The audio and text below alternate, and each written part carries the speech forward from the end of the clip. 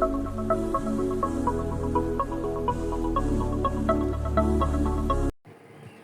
بيكم في قناه كروهوك ارت. عاملين ايه حلوين؟ يا رب دايما تبقوا بالف خير وبصحه وسعاده. وحشتوني جدا من الفيديو اللي فات، يا رب يكون عجبكم واستفدتوا منه. النهارده هنشتغل مع بعضنا البندانه اللي طالعه ترند جدا دي. ممكن تتلبس باكتر من طريقه، ليها كذا طريقه في اللبس، ممكن على الراس وممكن على الوسط وممكن على الصدر زي البادي وتتربط من ورا، وممكن على الرقبه لو الخيط بتاعها خفيف وقطن ومريحه في اللبس. الباترون ده موضه جدا اكتر، يعني باترون شايفاه السنه دي. كانت لابساه بسنت شوقي في الماتش الاخير بتاع مصر واستراليا، فحبيت اعمله معاكم. دورت عليه كتير جدا على النت ما لقيتهوش، ولما لقيته مكتوب، فانا هشتغله معاكم دلوقتي. هنستخدم خيط اليزا ديفا. لو عندك اليزا ديفا بلس هتستخدميه على فتله واحده.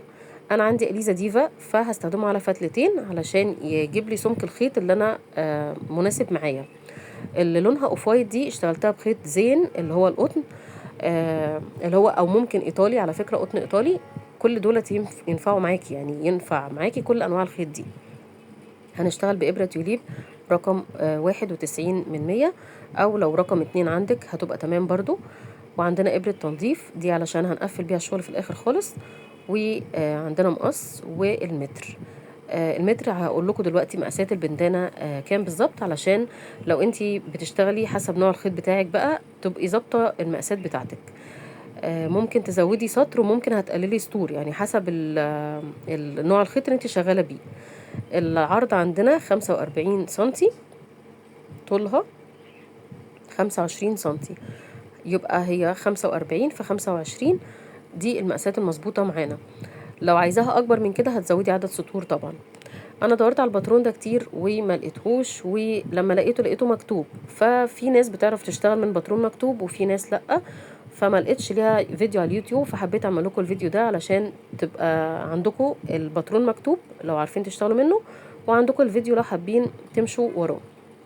معاكم انا ندى عبد الحفيظ، ولو دي اول مره تشوفوا القناه بتاعتنا يا ريت تعملوا لنا اشتراك وسبسكرايب، وما تنسوش الجرس على الكل عشان توصلكم كل فيديوهاتنا الجديده، واعملوا شير كتير علشان بنات اكتر تستفاد من الفيديو ده. يلا بينا نبدا مع بعض.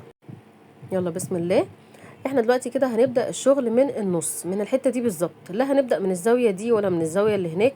احنا هنبدا من النص كده وهنبدا نرتفع بالسطور، وده اللي هيكون معانا شكل المثلث بتاع البندانه دي. يعني كل دوت سطر رايح سطر راجع، سطر رايح سطر راجع، وهكذا بالطريقه دي لحد لما تخلصي وتوصلي للمقاس اللي احنا قلنا عليه من شويه 45 سنتي. عايزه تزوديه عن كده بتزودي سطر كمان، سطرين كمان. بتعملي حسابك طبعا ان اخر سطر بيبقى فيه غرزه مختلفه، فده بنعمل حسابه في الاخر. طيب الباترون اول سطر معانا اهو بادئ بالنقط دي. النقط دي معناها دي غرز سلاسل وعواميد. هنقول كل حاجه دلوقتي بالعدد، بس ده بيبقى شكل الباترون. عندنا هنا العمود عليه شرطتين، عمود بلفتين مش عمود بلفه واحده. لو كان عمود بلفه واحده كان حاطلك عليه شرطه واحده بس، انما الخط هنا اللي هو بمقام عمود وعليه شرطتين يبقى ده اسمه عمود بلفتين. ده للناس اللي ما بتعرفش تقرا باترون او ما بتعرفش الرموز، فده الرمز بتاع عمود بلفتين، بيبقى عندك شرطتين. عمود بلفتين دي في حاله ان انت اشتغلت بخيط رفيع او او فتله واحده. انا هشتغل مجوز فهعمل عمود واحد بس، عمود بلفه واحده مش عمود بلفتين. اتفقنا؟ يلا بينا نعمل حلقه سحريه كده، وناخد طرف الخيط اللي هناك ونجيبه الناحيه دي ونلف لفه كامله كده، وتمسكي عقدة البداية دي كويس جدا، او الحلقة السحرية دي كويس جدا علشان ما تفكش منك. وهنبدأ نعمل 7 سلاسل. 7 سلاسل دي في اول مرة بس، تمام. بعدين العدد هيبقى 6 مش 7، هي دلوقتي بس 7. هنلف الخيط على الابرة وندخل جوه الحلقة، هنعمل عمود بلفة واحدة كده، ده عمود بلفة واحدة. هنعمل 4 سلسلة، نلف الخيط على الابرة وندخل جوه الحلقة، ناخد الخيط ونطلع، هنعمل عمود بلفة واحدة تاني. يبقى كده عندنا عمودين، تمام، عشان متلخبطوش في العواميد اللي هتتعمل دلوقتي. كمان مرة هنعمل سلسلتين 2 بس، وبعد كده عمود بلفة واحدة، ده تالت عمود. دلوقتي الدور على 4 سلسلة وعمود بلفة واحدة، ده كده العمود الرابع. طيب هنعمل دلوقتي سلسلتين اتنين بس وعمود بلفة واحدة. انا صغرت الحلقة شوية علشان خلاص هنقفلها دلوقتي. ده كده العمود الخامس، عندنا 5 عواميد في اول سطر. هشرح لكم دلوقتي. ده الشكل اللي هيطلع معاكي. احنا بدأنا ب7 سلسلة. بصوا كده السلسلتين والعمود اللي في الاخر دول هما شبه بالظبط ال7 سلاسل اللي احنا بدأناهم في الاول، ودول لازم مهمين علشان هيعملوا لك شكل المستقيم بتاع المثلث اللي عندنا. ال3 غرز اللي في النص دول او ال3 فسطونات اللي في النص دولت الاساس اللي هنشتغل عليهم البندانة كلها، وده هيتكرر معاكي كتير. طيب دلوقتي هنيجي نشتغل السطر رقم 2. هنبدأ السطر بتاعنا ب6 سلسلة، بعد كده في عندي 7 عواميد، بعد كده سلسلتين عمود، سلسلتين 7 عواميد، سلسلتين عمود. تعالوا نطبق ده على الشغل واحنا شغالين كده. هنعمل 1 2 3 4 5 6، دول 6 سلاسل. هنلف الخيط على الإبرة ونلف الشغل بتاعنا. هنشتغل فين؟ هنسيب أول فتحة دي بتاعة السطر المستقيم اللي احنا عايزينه. هنشتغل في الفسطونة اللي فيها 4 سلاسل. يبقى احنا دايما بنشتغل العواميد بتوعنا ال7 في الفسطونة اللي فيها 4 سلاسل. هنبدأ نشتغل عواميد دلوقتي. ده تاني عمود، التالت، الرابع، الخامس، السادس، والسابع، وده الأخير في الفسطونة الأولى اللي احنا عملناها دلوقتي. دولت 7 عواميد فين؟ في السلاسل ال4 اللي تحت. هنعمل سلسلتين وبعدين هنلف الخيط على الإبرة وهندخل في الفسطونة اللي تحت اللي فيها سلسلتين 2 بس، وهعمل عمود واحد بس. كده خلصنا الخطوة دي. هبدأ انتقل النص التاني من البندانة، هعمل 2 سلسلة، وفي الفسطونة اللي هتقابلك دلوقتي اللي فيها 4 سلاسل هتشتغلي فيها 7 عواميد. انا همشي معاك واحدة واحدة جدا في الفيديو ده، طويل شوية معلش سامحوني، بس علشان انا مش هجري ولا هقصقص لحد لما تستوعبوا الفكرة ازاي، وهسيبكم في كام سطر في الاخر. تمام، عشان عايزاكم تعملوا البندانة دي تنفذوها تبقى مظبوطة معاكم وما تتعكسوش في اي حاجة تحصل معاكم. كده هنعمل 7 عواميد دلوقتي. خلصنا الفسطونة التانية، وده كده النص التاني من البندانة. عندي اخر حتة دي هنعمل فيها ايه؟ عايزين نعمل بقى نظبط المستقيم بتاع البندانة. هنعمل 2 سلسلة ونعد هنا في الغرز دي 4. عند رقم 4 دي هدخل بالإبرة، وانا لفة الخيط على الإبرة بتاعتي طبعا هدخل بالإبرة وهعمل عمود. تمام كده. كده خلصنا السطر التاني. بصوا المنظر معانا باين قوي اهو. لازم غرزة البداية والنهاية نحافظ عليهم علشان نحافظ على الشكل المستقيم بتاع البندانة اللي هي السلسلتين والعمود، وقصادهم ال6 سلاسل اللي هم دول شبيه يعني ليها. زي ما بدأنا زي ما انتهينا، بدأنا ب6 سلاسل وانتهينا بسلسلتين وعمود. اتفقنا كده؟ في النص في عندي فسطونة فيها 7 عواميد، وبعد كده سلسلتين عمود، سلسلتين، فسطونة التانية اللي فيها 7 عواميد.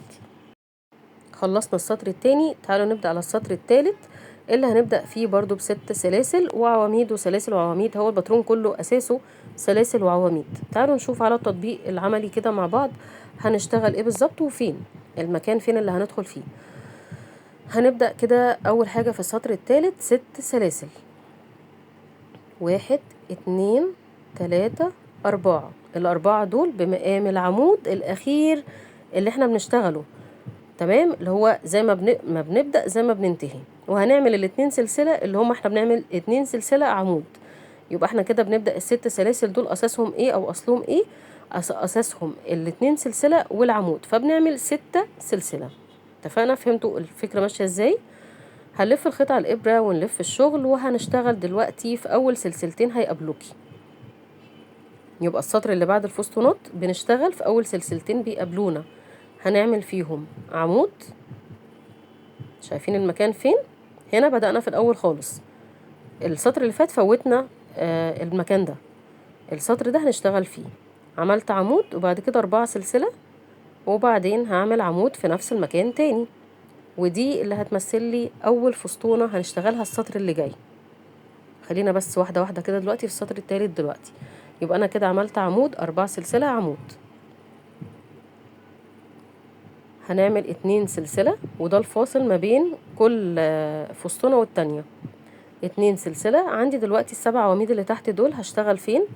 هفوت اول عمود وتاني عمود، في التالت هدخل وهعمل عمود رقم 1، هلف القطع الابرة وهروح للعمود اللي جنبه وهعمل عمود رقم 2، هنلف القطع الابرة وندخل برضو في العمود اللي جنبه علشان نعمل عمود رقم 3، وكده خلصنا الخطوة دي. هنعمل 2 سلسلة، وال2 سلسلة دول اساسي وفاصل ما بين كل خطوة والتانية.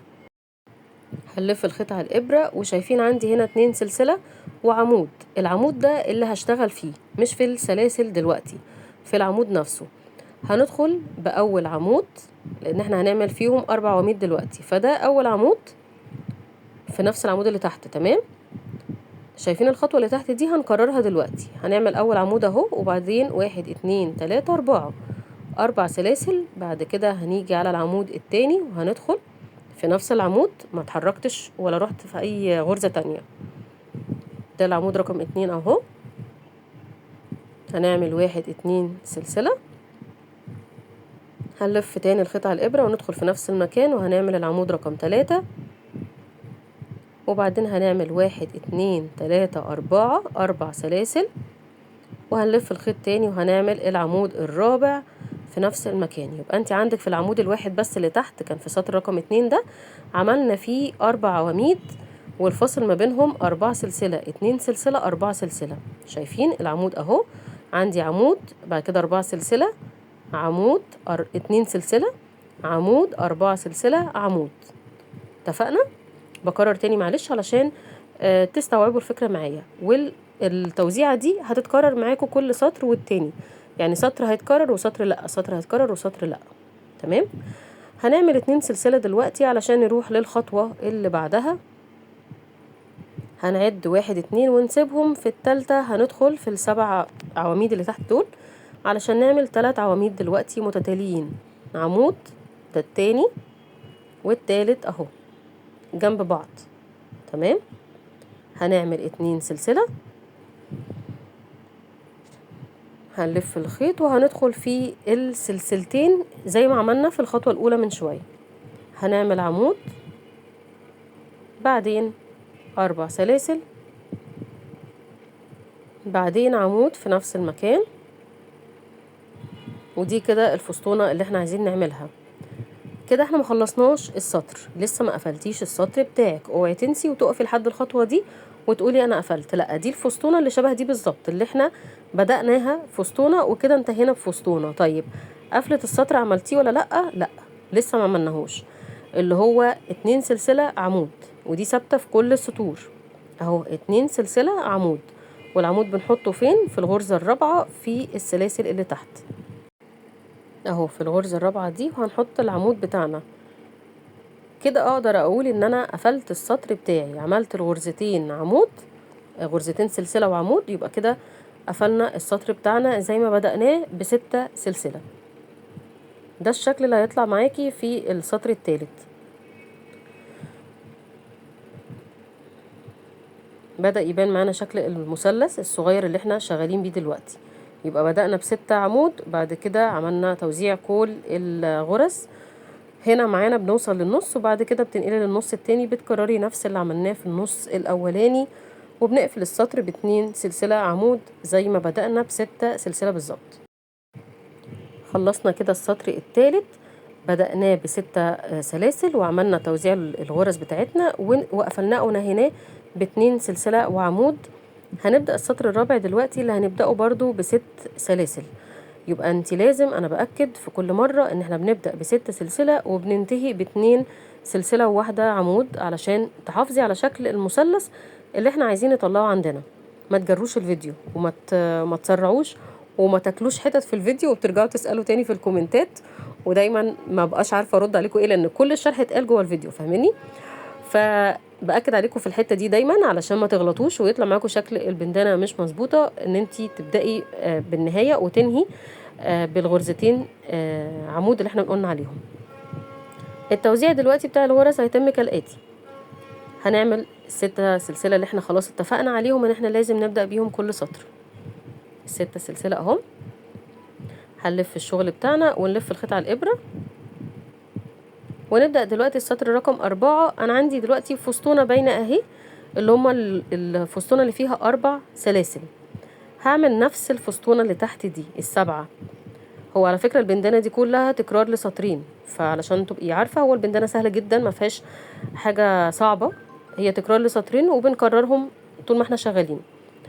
في الفستونة الأولى اللي بقى قابلتنا دلوقتي هنعمل 7 عواميد فين؟ في الفستونة اللي فيها 4 سلسلة. كده خلصنا الفستونة الأولى، اتفقنا؟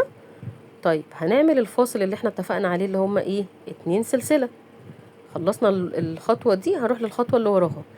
عندي هنا 3 عمود، هعمل فيهم ايه؟ هاجي في العمود اللي في النص ده وهحط فيه عمود واحد بس. جميل كده. خلصنا الخطوة دي خلاص سهلة. هنعمل 2 سلسلة وهنتنقل للخطوة اللي وراها. هنيجي عند التوزيعة الحلوة اللي في النص اللي احنا بنعملها دايما، والتوزيعة دي مهمة لإيه بقى؟ لأن دي اللي بتكبر لك عدد الفستونات في كل سطر، هي دي اللي هتزود معاكي شكل المثلث، هي دي اللي هتكبر معاكي المثلث. هنشتغل في الفستونة دي اللي انت هتلاقي فيها دلوقتي 4 سلسلة تحت، هتعملي فيها 7 عواميد. احنا بندخل جواها، تمام؟ مش بندخل في غرزة دلوقتي خالص. ال7 عواميد دول خلصناهم اهمت. هنعمل الفاصل معانا اللي هما 2 سلسلة، وبعدين هنيجي في النص هنا هنعمل، شايفين اللي هي الفستونة اللي فيها 2 سلسلة بس، هنعمل غرزة عمود واحدة بس في الحتة دي، غرزة عمود واحدة بس. كده احنا وصلنا لنص البندانة بتاعتنا. النص التاني من البندانة بتعملي نفس الغرز ونفس التوزيع اللي فات، بس بالتدريج التنازلي، يعني بنبدأ ننزل الغرز اللي احنا عملناها هناك. لو هتتلخبطي تبصي للخطوة اللي قبلها، انت عملتي ايه؟ عملت فستونة فيها 7 عواميد، يبقى دلوقتي عمل فستونة فيها 7 عواميد. فهمتوني؟ علشان لما تحبي تشتغلي لوحدك تبقي انت فاهمة الباترون ماشي ازاي. هنعمل 7 عواميد في الفستونة اللي فيها 4 سلسلة تحت او السطر اللي فات ده اللي اقصده يعني، تمام؟ طيب عملنا 7 عمود اهم. الدور دلوقتي على ايه؟ هنعمل الفاصل ما بين كل خطوة والتانية اللي هما 2 سلسلة. 1 2. هنروح للخطوة اللي بعدها اللي هي كانت هنعمل عمود واحد بس في ال3 عمود اللي تحت دول.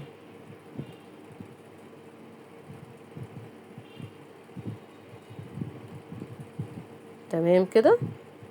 طيب هنعمل 2 سلسلة، ده الفاصل معانا، وهنلف الخيط. ودلوقتي عندنا الفستونة دي اللي هنشتغل فيها ال7 عواميد زي الفستونة اللي فاتت.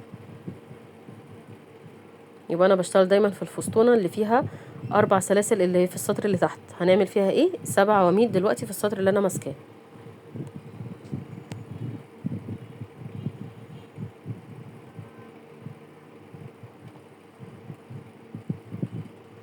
كده انت خلصت السطر بتاعك؟ لا، انا لسه ما قفلتش السطر بتاعي. القفلة دلوقتي هنعملها ايه؟ زي ما بدأنا بالستة سلسلة زي ما اتفقنا، هي دي الفستونة اللي هي اللي احنا شغالين شبهها دلوقتي. بدأنا ب6 سلسلة، دلوقتي هنقفل ب2 سلسلة وواحدة عمود زي ما اتفقنا في كل خطوة او كل سطر بتعمليها. هنعمل 1 2 ونقفل بعمود، والعمود ده بحطه في الغرزة رقم 4 من السلاسل اللي تحت. ندخل بقى في الغرزة الرابعة اهي، وناخد الخيط ونطلع علشان نعمل العمود. وكده نقدر نقول ان احنا خلصنا السطر الرابع وقفلناه بالقفلة اللي احنا متفقين عليها في كل سطر.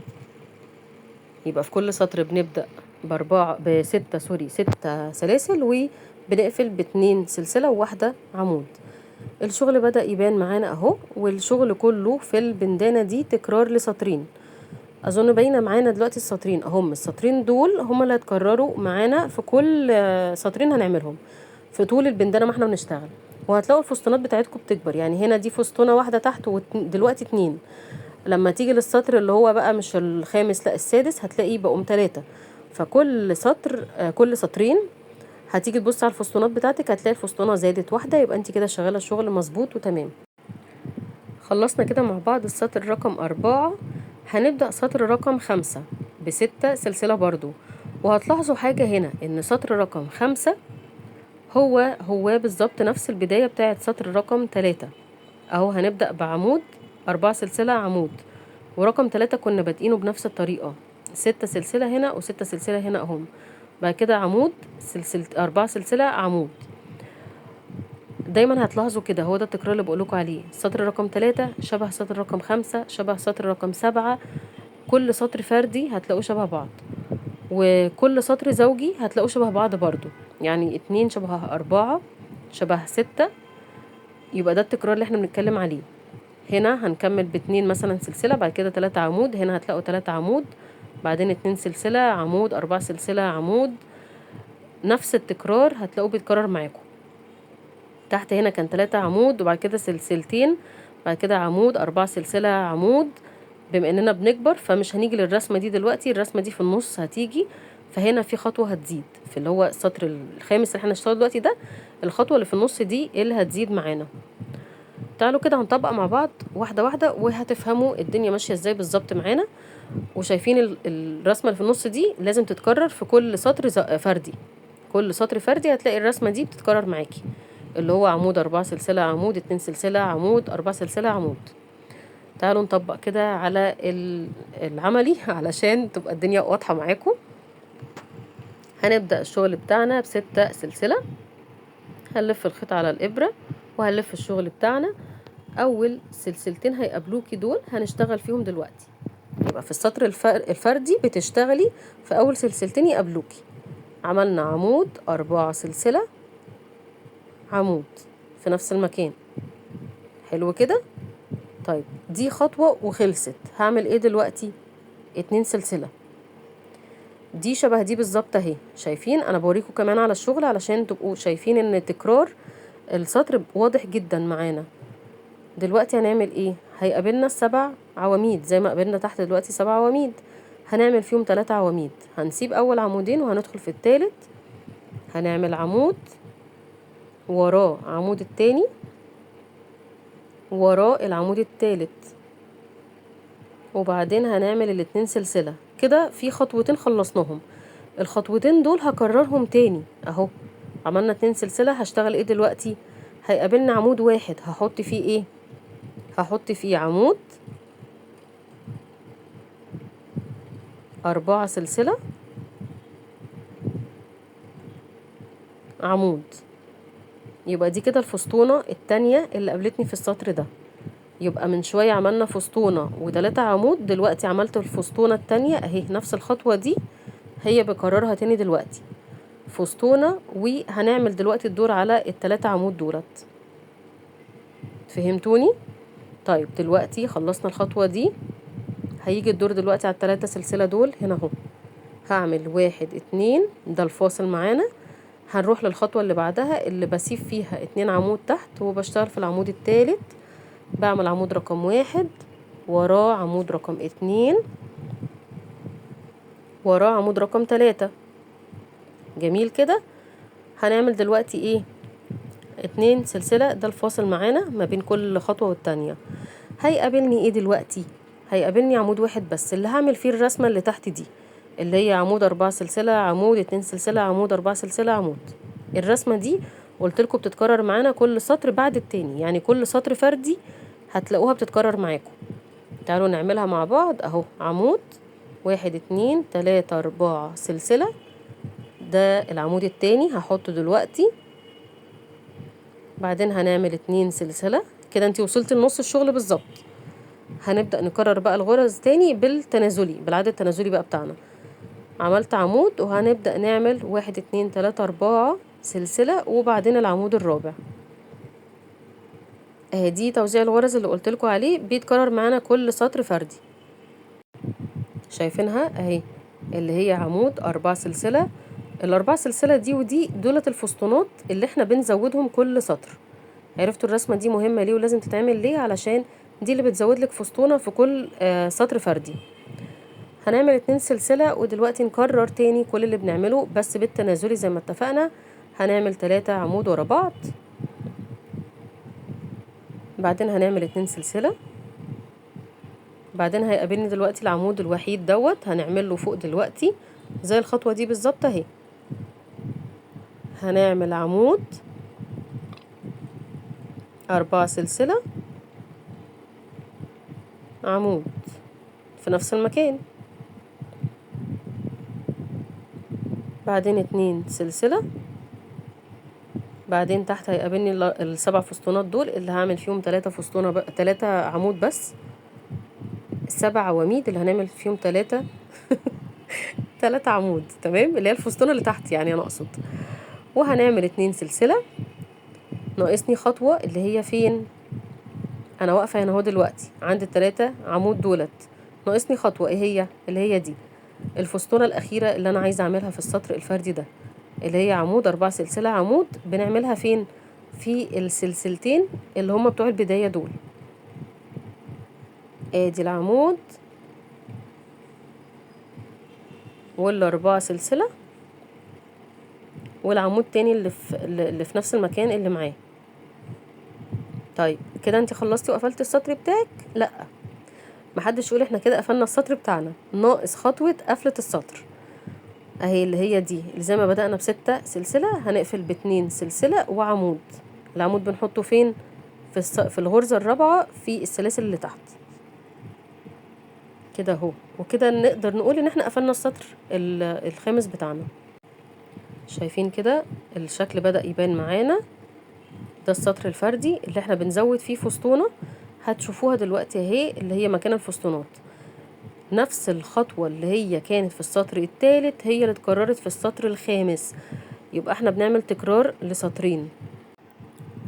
خلصنا كده السطر الخامس وقفلناه بسلسلتين عمود زي ما احنا متعودين. هنبدأ دلوقتي السطر السادس اللي هنبدأه ب6 سلسلة، وهتلاقوا التكرار بتاع السطر السادس هو نفس السطر الرابع بالظبط.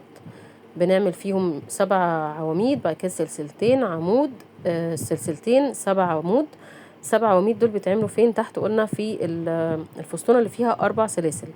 بعد كده سلسلتين عمود، سلسلتين 7 عواميد، سلسلتين عمود واحد بس في النص، وكده انت بتبقى وصلتي لنص الشغل بتاعك. نفس اللي عملتيه في النص الاولاني بتعمليه في النص التاني عند الرسمة اللي احنا بنعملها في النص دي. تمام؟ ليه بشرح لكم بسرعة كده على الباترون المكتوب؟ علشان هو موقف عند ال7 سطور، وانا كمان هوقف معاكم عند ال7 سطور، لان اللي جاي كله هيبقى تكرار للخطوات اللي احنا عملناها كلها. تمام؟ هنبدأ دلوقتي السطر السادس اللي هنبدأه ب6 سلسلة، وهنلف الشغل بتاعنا. هتقابلنا دلوقتي الفسطونة الأولى دي اللي هي عمود 4 سلسلة عمود، هنشتغل فيها ايه؟ 7 سلاسل، نفس الخطوة اهي بتاعة السطر الرابع اللي تحت. يبقى هتكرري الخطوة دي تاني في السطر السادس، وهو ده اللي هنكرره طول السطر السادس برضو. هنشتغل 7 عواميد في الفسطونة الأولانية اللي هتقابلني.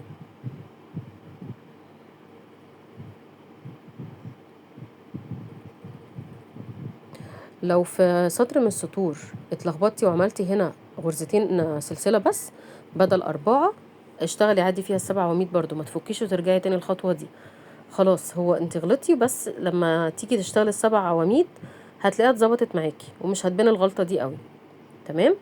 دي حاجة قابلتني وغلطت فيها فحبيت اقولها لكم برضو علشان تكملوا عادي، ما طلعتش شكلها باينة ولا اي حاجة. هنعمل دلوقتي 2 سلسلة، والدور دلوقتي على ال3 عمود دول اللي انا بشتغل فيها واحدة بس عمود في النص.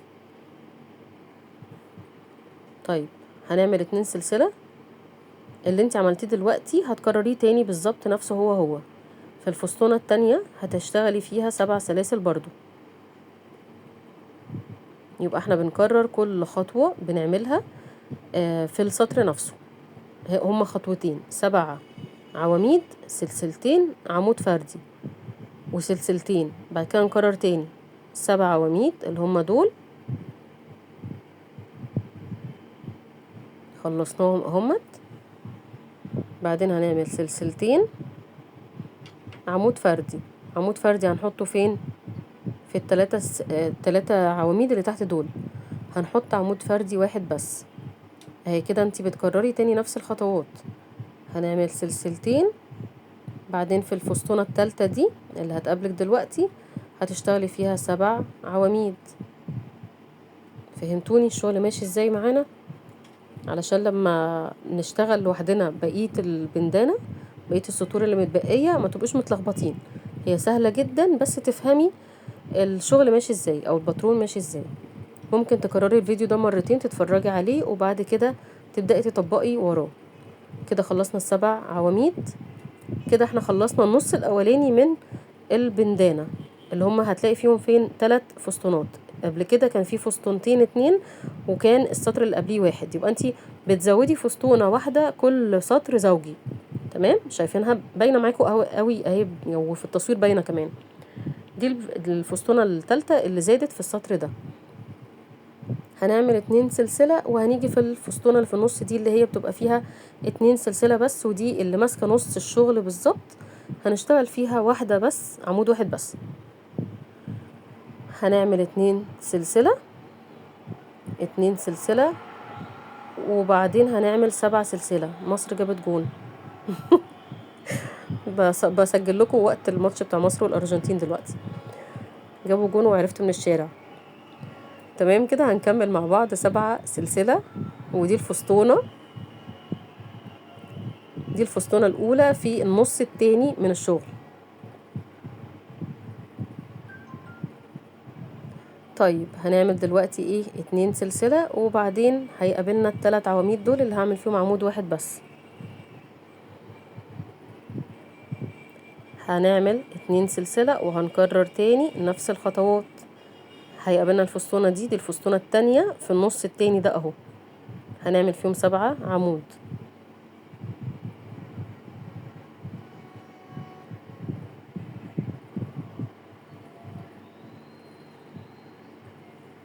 كده 4 تقريبا،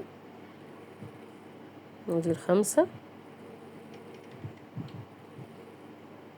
وده السادس، لا ده السابع. وبعد كده هنعمل 2 سلسلة، هيقابلنا ال3 عواميد اللي في النص هنعمل فيهم عمود واحد وبعدين 2 سلسلة وهنعمل الفستونة التالتة في النص التاني من السطر السادس ده. كده 2 3 4 5 6 7. كده احنا خلصنا السطر؟ اكيد لا طبعا، لان لسه ما قفلتهوش، انا بس خلصت الفستونات. اهي دي الفستونة، الخطوة دي شبه دي بالظبط، السطر السادس زي السطر الرابع بالظبط. ناقص لي ايه فيه؟ ناقص لي ال2 سلسلة وواحدة عمود. الواحدة العمود اللي بعملها في السطر في الغرزة سلسلة رقم 4. يبقى انتي لو انتي شغالة هتبصي للسطر اللي قبل السطر اللي انتي شغالة فيه، علشان يبقى ده المرشد بتاعك اللي انتي تبقي ماشية دليل عليه. تمام؟ عشان تعرفي الخطوة اللي جاية ايه، ده لو اتلخبطتي، لو في حالة ان احنا اتلخبطنا. بصوا شكل الفستونات بدأت تبان معانا، وشكل المثلث بدأ يبان معانا اكتر، والفستونة اللي زادت معانا باينة في النص اهي. شايفين نص الشغل اهو، هو بنكرره النص التاني. يبقى الخطوات تكرارية كلها. خلصنا كده السطر السادس، هنشتغل دلوقتي السطر السابع، وده اخر سطر في الباترون المرسوم قصادنا دلوقتي.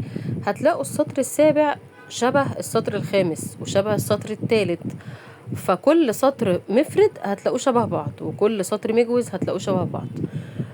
اهو احنا بادئين 6 سلسلة وبعد كده عمود، بعد كده 4 سلسلة، بعد كده عمود، بعد كده 2 سلسلة، بعد كده 3 عمود. هتلاقوا نفس الخطوة دي متكررة هنا، هم 3 عمود ودول 3 عمود، بعد كده 2 سلسلة، هتلاقوا هنا 2 سلسلة، وتحت كان فيه 2 سلسلة، بعد كده عمود 4 سلسلة، عمود 4 سلسلة، عمود في السطر الخامس، وهكذا. كل اللي جاي تكرار يا جماعة، عمالة اكرر لكم واكد عليكم ان اللي جاي تكرار، مفيش حاجة مختلفة. حتى الرسمة اللي في النص دي قلنا بتتكرر في كل سطر فردي. تمام؟ وبترجعي تشتغلي تاني النص التاني من الشغل بتاعك نفس ما بدأتي بس تنازلي. هنبدأ دلوقتي العملي مع بعض. هنعمل 6 سلسلة في الأول. هنلف الخيط على الإبرة ونلف الشغل بتاعنا، وهيجي يقابلني دلوقتي زي ما كنت شغالة تحت في السطر اللي تحت. أول حاجة المفروض هنعملها عمود 4 سلسلة عمود. هنعملهم فين؟ في ال2 سلسلة اللي في الطرف دول، أو أول 2 سلسلة هيقابلوني. كده عملت العمود 4 سلسلة عمود في نفس المكان. طيب هنعمل الفاصل دلوقتي ايه ما بين كل خطوة والتانية؟ 2 سلسلة، وتحت احنا عاملين 3 عمود، يبقى هنعمل دلوقتي 2 سلسلة، وهيقابلني هنا الفسطونة دي اللي فيها 7 عمود. هنعمل فيها، هنسيب اول عمودين، والتالتة هندخل بعمود رقم 1، عمود رقم 2 جنبها، عمود رقم 3 جنبها. كده الخطوتين خلصناهم. هنعمل 2 سلسلة فاصل، بعدين هيقابلني دلوقتي العمود اللي تحت ده، والسطر اللي قبليه اللي هو الخامس احنا اشتغلنا عمود 4 سلسلة عمود. هنشتغل دلوقتي كده برضو عمود 4 سلسلة عمود. فين قلنا؟ في العمود الفردي اللي تحت في السطر السادس. تمام كده، فهمتوني خلاص؟ هي دي تكرار اللي هنشتغل بيه دلوقتي. طيب هنعمل تاني 2 سلسلة، والفسطونة اللي هتقابلني دلوقتي هسيب اول 2 عمود منها، وفي التالتة هشتغل عمود 1، عمود 2 في اللي جنبه، عمود 3 في اللي جنبه، 2 سلسلة. وهنكرر تاني. هيقابلني عمود فردي دلوقتي، يبقى هعمل فيه عمود 4 سلسلة عمود كمان في نفس المكان. طيب هنعمل ايه؟ 2 سلسلة فاصل بين كل خطوة والتانية، 2 سلسلة. دلوقتي هيقابلني الفسطونة اللي فيها 7 عواميد. هنسيب اول عمودين ونروح على التالت، نشتغل عمود رقم 1، عمود رقم 2، عمود رقم 3. انا كاتبالكوا برضو فوق الخطوات علشان ما تتلخبطوش. ادي الباترون مرسوم مكتوب وشرحناه في الفيديو مع بعض. هنعمل 2 سلسلة، وهنيجي دلوقتي على العمود الفردي الواحد بس. ده مش هعمل فيه عمود 4 سلسلة عمود بس، لا ده انا هعمل اهو عمود 4 سلسلة. ده كده ده نص الشغل بالظبط. فاحنا بنعمل حاجة زيادة فيه العمود الوحيد ده، عمود كمان اهو. كده خلصنا الخطوة الاولى. هنعمل 2 سلسلة وبعدين عمود في نفس المكان تاني. ده كده العمود التالت معاكي. ده كده نص الشغل بالظبط. بعدين بنعمل 4 سلسلة عمود الرابع في نفس المكان. كده احنا بدأنا في النص التاني من المثلث بتاع البندانة بتاعتنا اهو. الرسمة اللي احنا قلنا بتتكرر معانا في كل سطر فردي، شايفينها؟ نفس اللي احنا عملناه دلوقتي كله هنرجع نعمله الناحية دي في النص التاني، بس بالعكس بالتنازلي. دلوقتي اخر خطوة عندنا من في النص الاولاني 3 عمود. دلوقتي هنبدأ بيهم ال3 عمود دول، بعدين 2 سلسلة. انت هتلاقي بقى كل غرزة هتقابلك هتقولك انت هتشتغلي ايه دلوقتي، يعني هترشدك وهتدلك في دلائل كتير قصادك جدا هتمشيكي على الخطوة اللي جاية. اتفقنا كده؟ لو اتلخبطتي خدي السطر اللي قبل اللي تحتيه هتفهمي هتعملي ايه دلوقتي. لو اتلخبطتي خدي الناحية التانية النص التاني من المثلث او البندانة. المهم هيبقى فيه اكتر من دليل هيقولك وانتي شغالة لوحدك من غير فيديو انتي عليكي ايه دلوقتي تعملي. الخطوة اللي جاية هعمل 2 سلسلة. الخطوة اللي جاية هلف الابرة الخيط على الابرة، وعندي عمود 1 يبقى هعمل فيه ايه؟ عمود 4 سلسلة عمود، بعدين 2 سلسلة. وهنا هتقابلني الفسطونة دي. هعمل في تالت عمود عمود رقم 1 جنبيها عمود رقم 2 عمود رقم 3. كده انا عملت ال3 عواميد. خلصت الشغل؟ لا لسه باقيلي خطوة. هعمل 2 سلسلة وهنبص كده. لو انتي اتلخبطتي مثلا او نسيتي هتشوفي ال3 عواميد دول اللي هم خلاص الخطوة اللي قبل الاخيرة هي فين. في الاول اول الشغل احنا بدأناه واول السطر اهمت عملنا 3 عواميد وكان قبليه عمود 4 سلسلة عمود. يبقى هي دي الخطوة اللي باقيالي عمود 4 سلسلة وعمود في نفس المكان. كده احنا خلصنا السطر؟ لا لسه مخلصناش، ناقص لك خطوه اللي هي ايه؟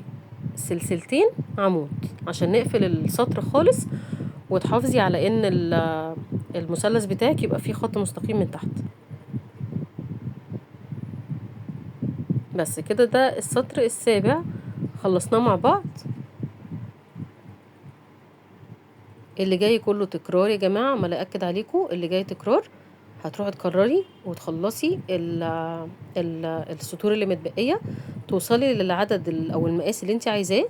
هتلاقيها بتكبر معاكي المثلث اللي في ايدك، وناقص لنا بس السطر الاخير. هوريهولكوا دلوقتي السطر الاخير هنقفله ازاي. احنا لو هنقول ان ده نص المثلث، يبقى عندي فستانه 1 2 ودول 3 فستونات اهم 3، واللي جاي هيبقوا 4 اهيت 1 2 3 4. يبقى انا كل سطر بزود فستونة. اتفقنا؟ هروح انا اخلص بقية البندانة وتكرار السطور اللي عندنا اللي انا المفروض اشتغلها، وهرجع اقول لكم اشتغلت قد ايه، كام سطر وكام فستونة معانا، وهنقفل السطر الاخير مع بعض. تمام؟ اللي جاي تكرار مش صعب، اللي جاي سهل ان شاء الله. وهقابلكم تاني بقى نشوف التقفيله بتاعه الفستونات دي مقفلينها ازاي في الاخير خالص. ده الباترون معاكم اهو مرسوم، اعملوا سكرين شوت ليه لو عايزين تمشوا على الباترون المرسوم، او عيدوا تاني نص الفيديو الاولاني ده لحد لما نوصل للفستونات دي. خلصت كده المثلث اللي انا عايزاه بالمقاس اللي انا عايزاه، ناقص لينا بس السطر بتاع الفستونات وسطر التقفيل اللي هو ده اللي احنا هنظبط بيه شكل الغرز من قدام. بس خلاص قربنا نخلص يعني. شايفين الفستونات باينه قصادنا اهي، دي الفستونه الاولى، دي الفستونه الثانيه، الثالثه، الرابعه، الخامسه، السادسه، السابعه. لو عايزه تعدي بالفستونات كده يبقى دول 7 فستونات لحد لما وصلنا للاخر.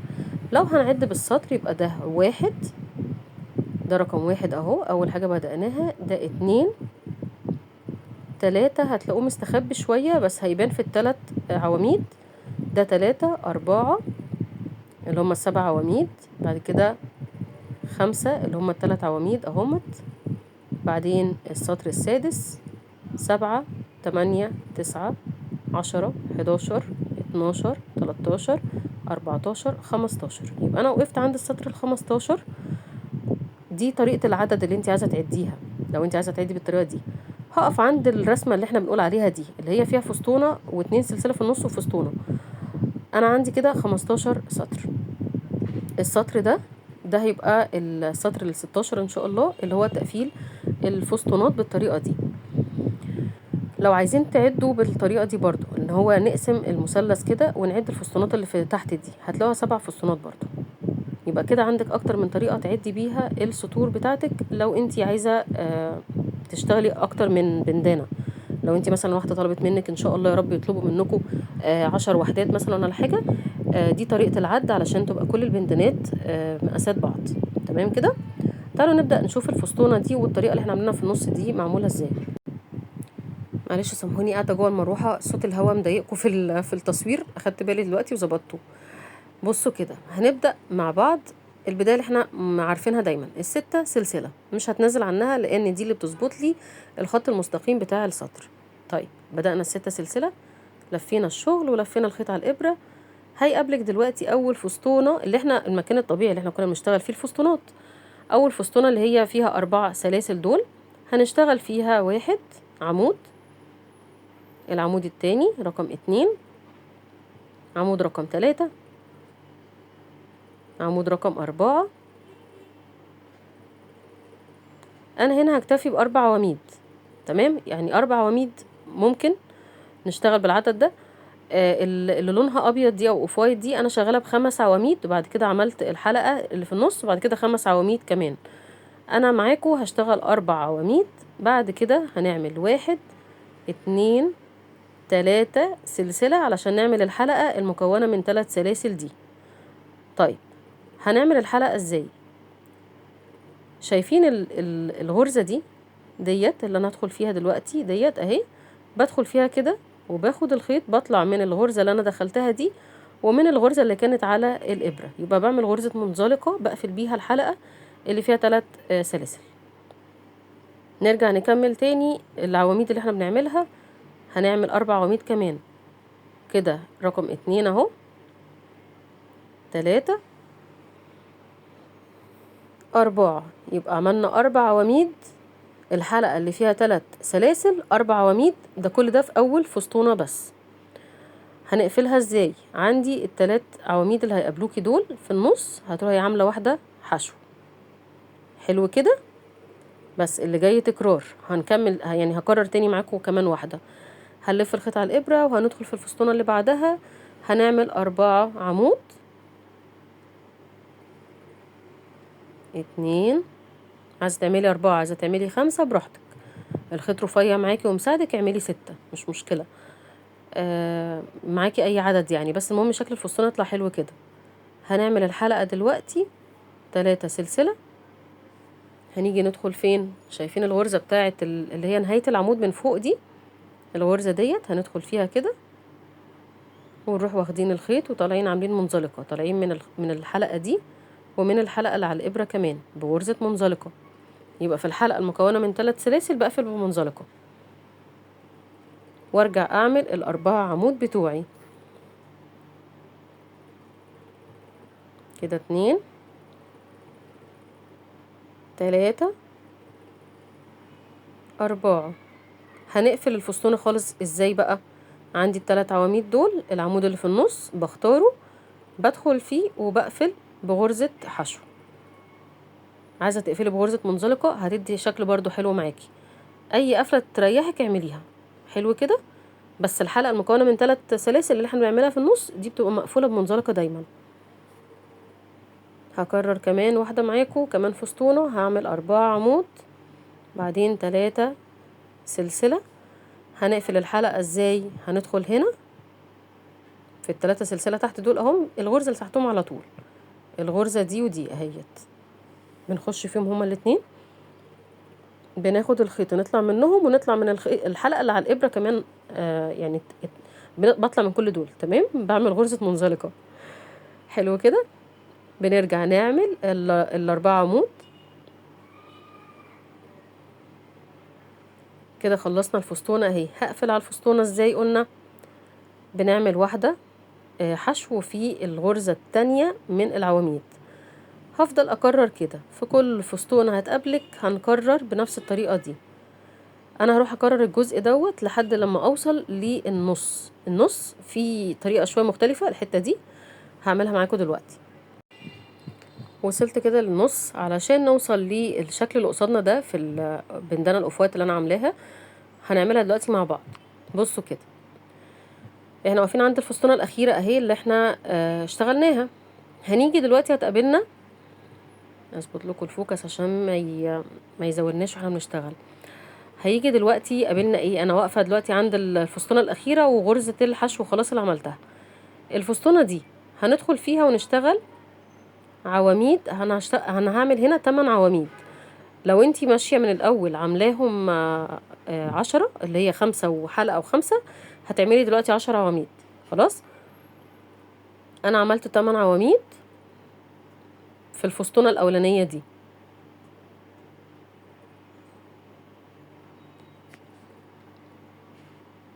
8 قد دول بالظبط.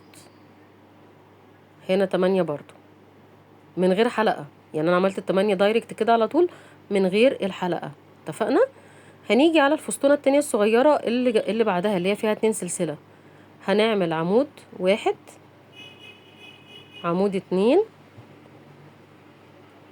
عمود 3، يبقى 3 عواميد. طيب دلوقتي هبدأ اعمل الحلقة المكونة من 3 سلاسل. ادي 1 2 3 السلاسل زي دي بالظبط كده، وروح قافلينها بنفس الطريقة اللي احنا اتعلمناها من شوية. بدخل جوه الغرزة دي وديت.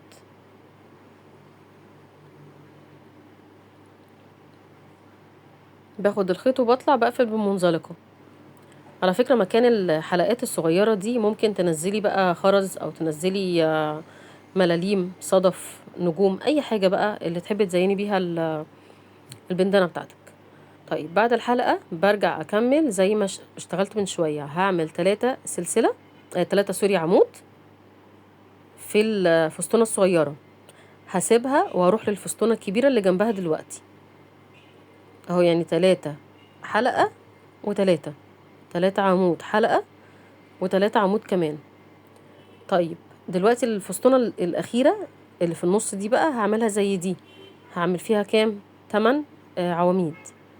لو انت عملتي في اللي جنبها اللي هي في اللي زيها الناحية التانية عملتيهم 10، اعملي دي كمان 10. اتفقنا؟ يبقى انت العدد اللي هو بتاع الفستونات ده في ايديكي، عايزة تعمليهم 10 تمام، عايزة تعمليهم 8 اوكي، الاتنين هيطلعوا معاكي حلوين. كده عملت ال8 عواميد للناحية التانية.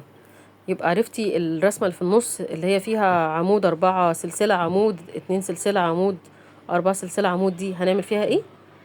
هنعمل فيها زي ما احنا عملنا كده بالظبط، 8 عمود بعد كده 3 عمود اهي، شايفين شكلها؟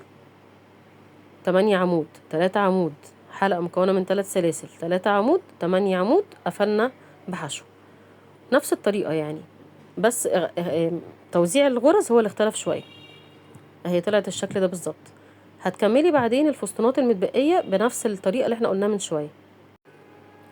خلصت كده الفستونات. اخر فستونة انا وقفت عندها دي اهي. عايزه اقفل معاكم السطر بتاع الفستونات ده بقى علشان نبدا نعمل الرباط ونقفل نعمل تقفيل السطر اللي هو الخط المستقيم ده، والرباط التاني الناحيه التانية. زي ما بدأنا من شويه عملنا 6 سلسله، دلوقتي هعمل 2 سلسله والعمود بتاعي، يبقى نفس القفله ونفس البدايه في كل السطور هي ثابته. اوعوا تنسوا بقى الحته دي، تمام؟ والعمود بدخله في الغرزه الرابعه من السلسله اللي تحت. بس كده، كده قفلنا السطر بتاع الفستونات. هنبدأ دلوقتي نعمل الرباط اللي هو اللي احنا هنربط منه ده على حسب ما انت عايزاه بقى، عايزة تطوليه او عايزة تعمليه بنفس الطريقة كده اللي احنا نفس العدد اللي احنا هنعمله دلوقتي. انا هعمله 65 غرزة سلسلة بلس واحد دي اللي هي الغرزة الزيادة الأخيرة اللي أنا بزودها علشان تبقى دي ارتفاع السطر. اهو كده أنا خلصت 65. 65 أنا بقولها صح اهو عشان بتلخبط في الأعداد الكبيرة دايما بعكسها. لا احنا عملنا 65 غرزة بلس واحد اللي هي دي اهي كده، عملت غرزة زيادة علشان ده ارتفاع السطر. ممكن تشتغلي هنا وممكن تشتغلي ورا هنا اهو، يعني ممكن نشتغل هنا في السلاسل اللي قصادنا دي، تاخدي الطرف الخارجي ده وتشتغلي فيه عادي. انا مش بحب الشكل ده، بتطلع معايا شكلها مش عاجباني.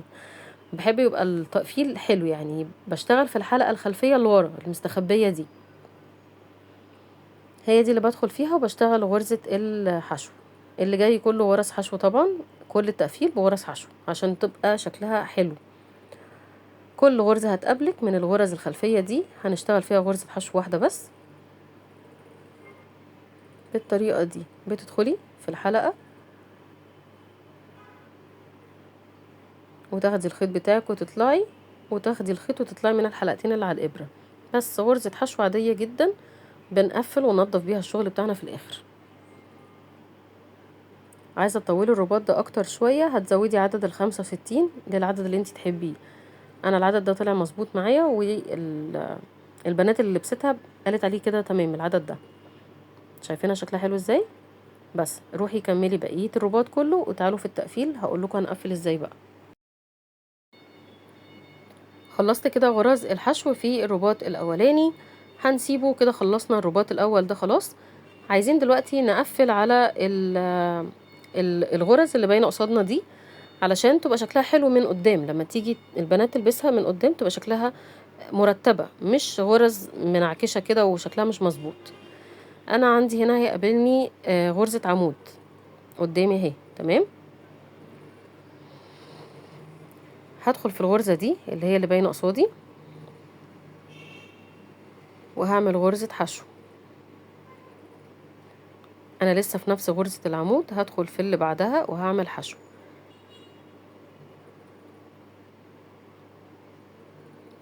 دلوقتي هلاقي نفسي بتنقل لغرزة السلاسل اللي كانت تحت. هدخل في اول سلسلة دي هتقابلني واعمل فيها غرزة حشو. السلسلة اللي وراها هعمل فيها غرزة حشو برضو. السلسلة اللي بعدها غرزة حشو، وراها كده هنقابل غرزة العمود اللي كنا عاملينها في تقفيل السطور. انتي مرة هيقابلك حشو ومرة هيقابلك سوري، مرة هيقابلك سلسلة ومرة هيقابلك عمود، مرة هيقابلك الأربعة السلسلة ومرة هيقابلك العمود، زي ما كنا بنقفل عادي يعني. هنعمل فيها غرزة حشو، كل غرزة هتقابلك هتخشي وتعملي غرزة حشو فيها واحدة، مش هتعملي غرزتين. اتفقنا؟ يبقى كل غرزة هتقابلنا دلوقتي هنشتغل غرزة حشو واحدة بس. هنفضل شغالين كده بنفس الطريقة لحد لما نوصل لنص الشغل. هوريكم نص الشغل. احنا هنشتغل وننضف طرف البداية معانا بالمرة.